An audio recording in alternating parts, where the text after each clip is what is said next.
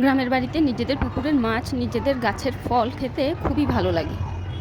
তাই এবার গ্রামের বাড়িতে গিয়ে নিজেদের পুকুরের বড় মাছ কেটে কুটে ধুয়ে পরিষ্কার করে নিজেদের জন্য নিয়ে এলাম। হ্যালো এভরিওয়ান, আসসালামু আলাইকুম। কেমন আছেন সবাই? আমি আগের কোনো একটি ভিডিওতে আপনাদের দেখিয়েছিলাম কিভাবে গ্রামের বাড়িতে পুকুরের মাছ ধরা হয়। আজ সেই পুকুরের মাছ রান্না করেই আপনাদেরকে দেখাবো।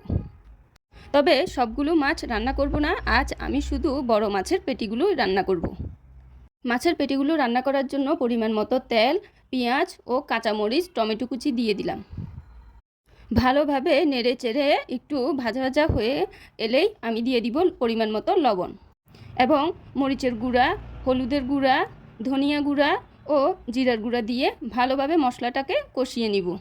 মশলাতে এখন সামান্য পরিমাণ পানি ও রসুন বাটা দিয়ে আবারও ভালোভাবে কষিয়ে নিব। এই যে আমি আজ শুধু বেছে বেছে পেটির মাছগুলোই নিয়েছি। মশলা কষানো হয়ে গেছে, এখন আমি মাছগুলো ঢেলে দিব। মশলার সাথে নেড়ে নেড়ে মাছটা কিছুক্ষণ সময় রান্না করে নিব। এখন মাছের সাথে দিয়ে দিব কিছু পরিমাণ টমেটো দিয়েই কিছুক্ষণ নেড়ে চেড়ে এরপরে দিয়ে দিলাম পরিমাণ মতো পানি। হালকাভাবে নেড়ে দিব, এবার ঢাকনা দিয়ে দিলাম। মাছ রান্না প্রায় হয়ে এসেছে, এখন দিয়ে দিব ধনিয়া পাতা কুচি।